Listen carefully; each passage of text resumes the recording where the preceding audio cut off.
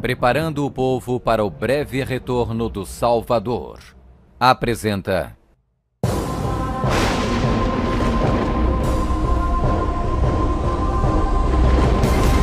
quem é a besta citada no livro do Apocalipse.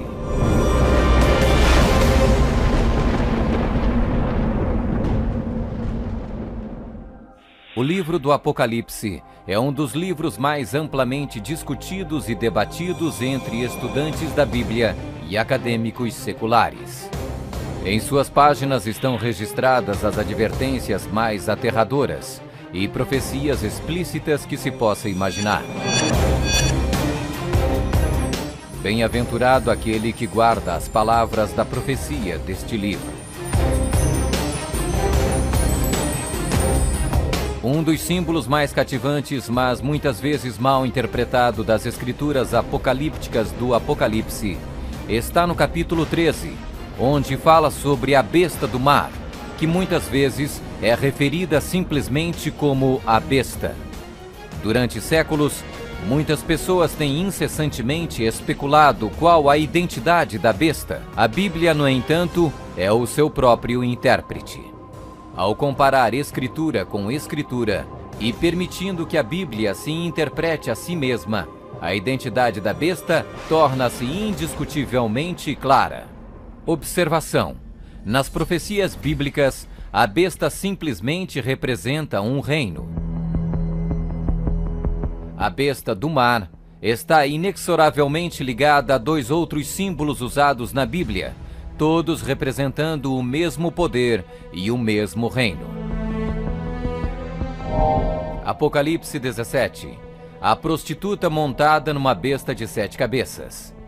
Daniel 7. O chifre pequeno.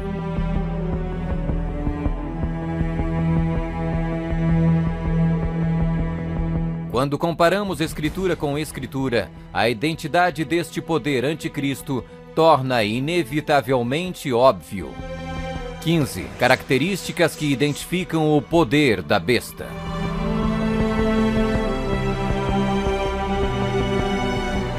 1. É uma igreja e uma cidade.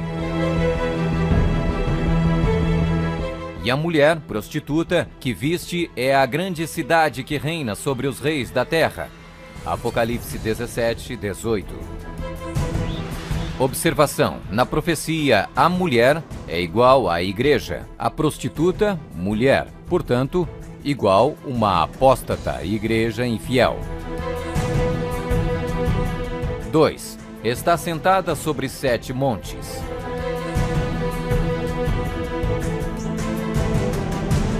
Aqui está a mente que tem sabedoria. As 7 cabeças são 7 montes, sobre os quais se senta a mulher. Apocalipse 17, 9.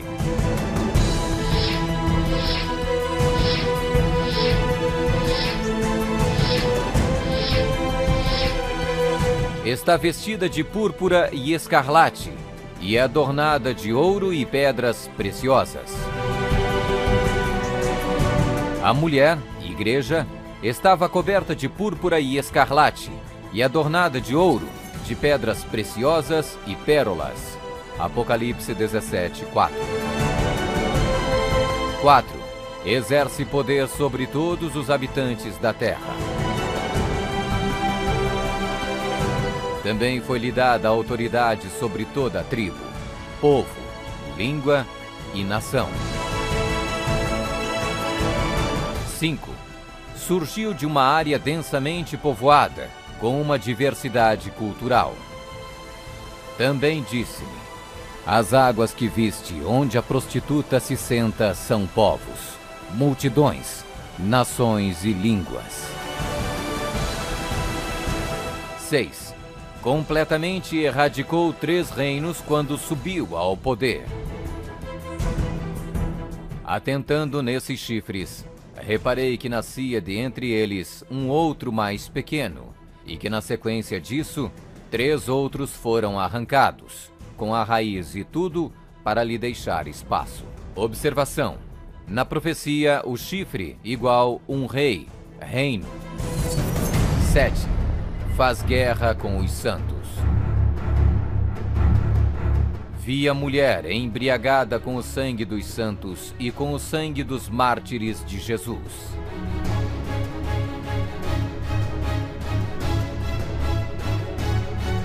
Oito. Tem um único homem que age e fala por todos. Eis que neste chifre havia olhos, como os de homem, e uma boca que falava com grande insolência. 9. O soberano deste reino se levanta contra tudo que se chama Deus. Ninguém de nenhum modo vos engane. O homem da iniquidade é revelado, o filho da perdição, o qual se opõe e se levanta contra tudo que se chama Deus, o objeto de culto, a ponto de assentar-se no santuário de Deus, ostentando-se como se fosse o próprio Deus. 10. O soberano deste reino identifica-se com o número 666. Aqui está a sabedoria. Aquele que tenha entendimento, calcule o número da besta, pois é número de homem. Ora, esse número é 666.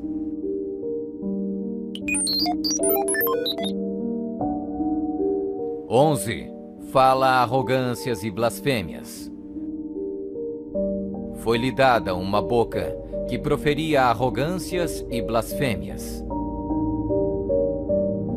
12.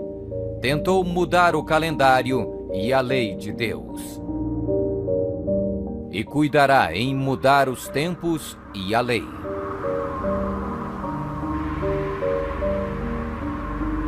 13.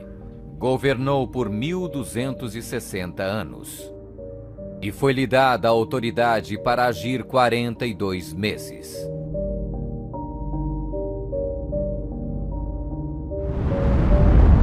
Observação: um dia profético igual um ano literal. Ano lunar, 354 dias. Ano solar, 365 dias. Ano bíblico lunisolar, uma média de 360 dias. 42 meses, igual 3,5 anos, igual 1260 dias. 1260 dias proféticos, igual 1260 anos. 14. Sua autoridade foi destituída por um poder civil e foi tomada em cativeiro. Se alguém leva para cativeiro vai. Se alguém matar à espada, necessário é que seja morto à espada. Observação: a espada aqui indica o poder civil. 15. Foi mortalmente ferida, mas acabará por se recuperar. Então vi uma dessas cabeças como golpeada de morte. Mas essa ferida mortal foi curada, e toda a terra se maravilhou, seguindo a besta.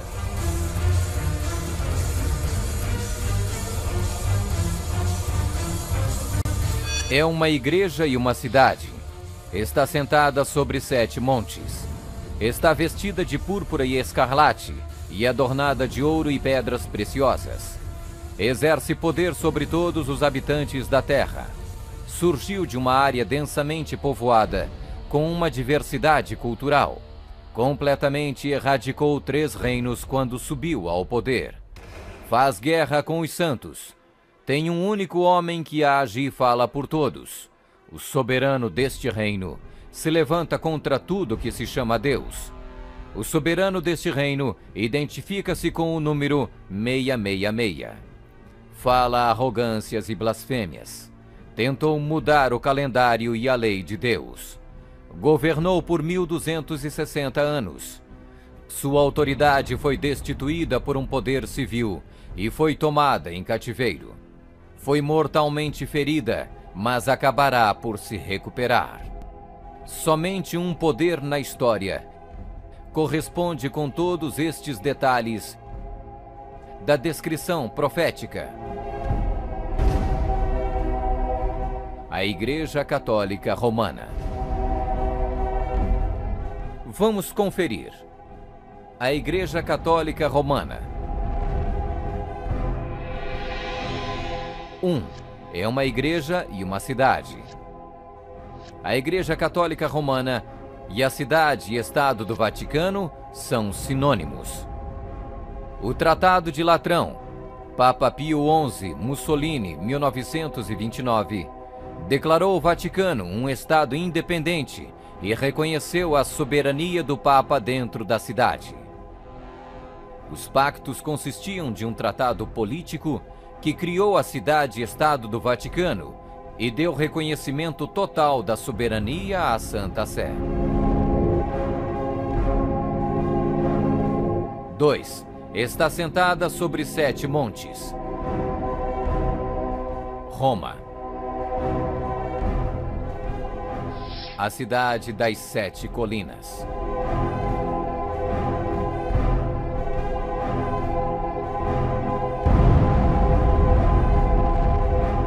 Palatino, o Capitólio, o Aventino, Célio, Esquilino, o Viminale, Quirinale.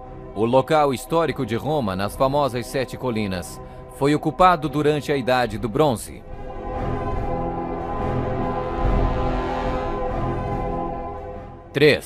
Está vestida de púrpura e escarlate e adornada de ouro e pedras preciosas. A cor para os bispos e outros prelados é púrpura, para os cardeais é escarlate. A cruz peitoral deve ser feita de ouro e decorada com pedras preciosas. Observação: havia 4 cores determinadas por Deus para serem usadas pelos sumos sacerdotes: ouro, azul, púrpura e carmesim.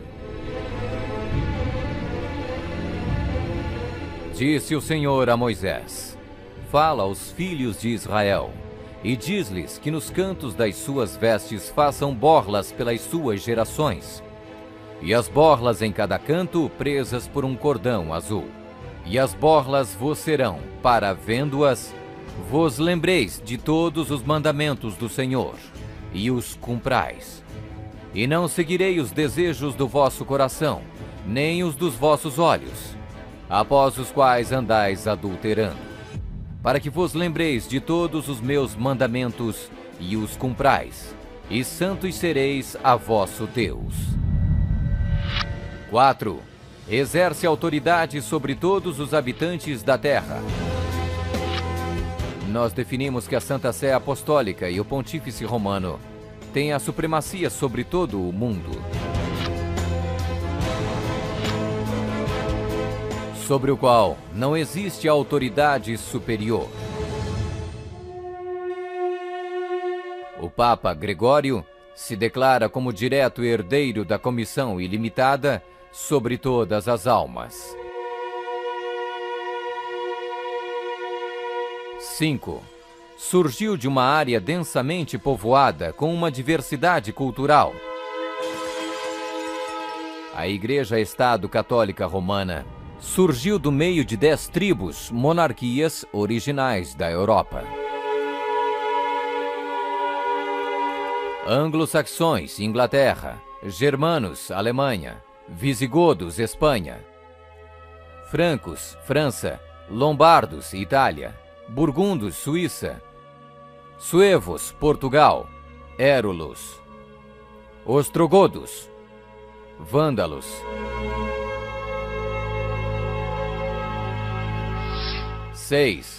completamente erradicou 3 reinos quando subiu ao poder.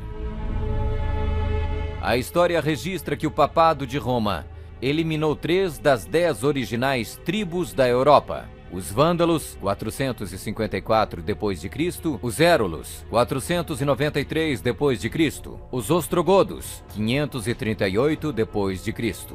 O imperador católico Zeno preparou um tratado com os ostrogodos em 487, o qual resultou na erradicação do reino ariano dos érulos em 493. E o imperador católico Justiniano exterminou os vândalos arianos em 534 e, significativamente, quebrou o poder dos arianos ostrogodos em 538. Assim foram os 3 chifres de Daniel, os Érulos, os Vândalos e os ostrogodos, arrancados pela raiz. Hoje não existe uma única linhagem que pode ser rastreada até um destes 3 reinos. Eles foram literalmente erradicados, arrancados pela raiz. 7. Faz guerra com os santos.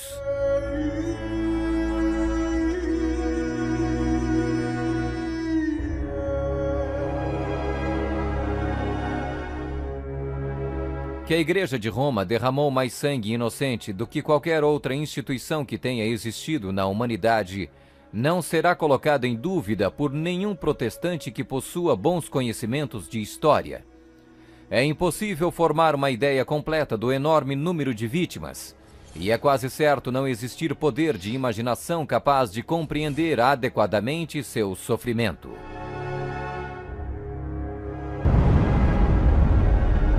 8. Tem um único homem que age e fala por todos. O Papa é o único porta-voz de toda a Igreja Romana. 9. O soberano deste reino se levanta contra tudo que se chama Deus. Nós detemos nesta terra o lugar de Deus Todo-Poderoso.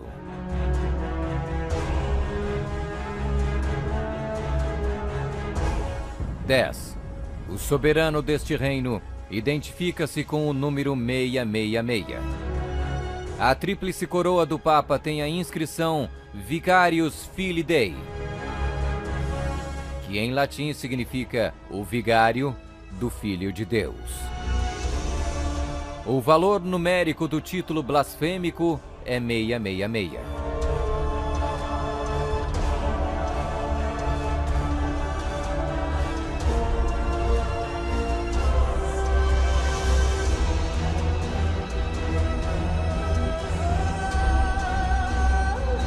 11. Fala arrogâncias e blasfêmias.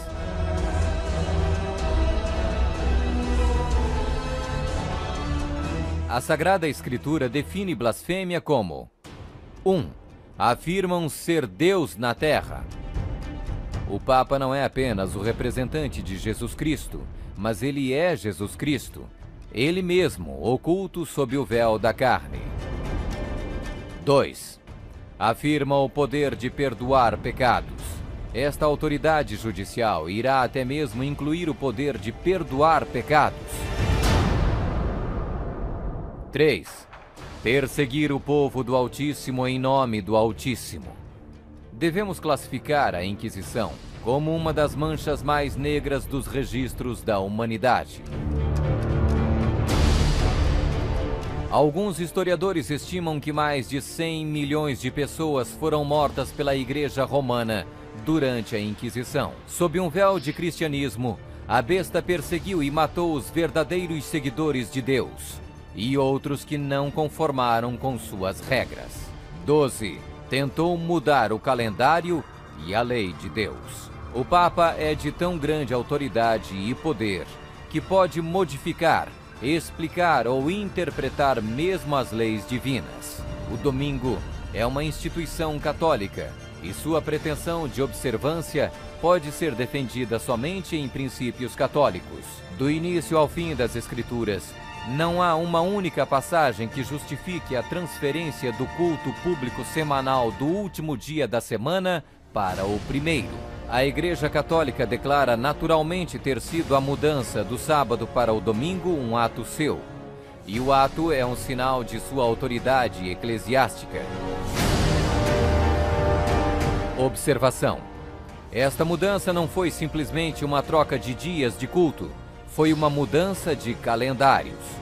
No século IV, Roma adotou um falso calendário pagão e proibiu o calendário lunisolar bíblico.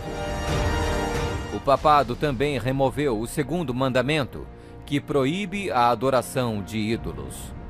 A fim de manter 10 mandamentos, eles dividiram o 10º mandamento em 2 partes. 13. Governou por 1260 anos. 538 d.C., o papado, trabalhando em conjunto com o governo civil, acabou com o poder dos ostrogodos, deixando sua reivindicação de supremacia eclesiástica incontestada. A Igreja Romana poderia e pode exercer sua plena autoridade. 1798 d.C. Em 1798, o general Berthier da França fez a sua entrada em Roma, aboliu o governo papal e estabeleceu um secular. O papado governou durante exatamente 1260 anos, a partir de 538 até 1798. 14. Sua autoridade foi destituída por um poder civil e foi tomada em cativeiro. A suprema humilhação da Igreja veio quando Pio VI foi expulso de Roma pelos exércitos franceses em 1798 e no ano seguinte foi levado cativo por eles e arrastado de volta para a França, onde morreu.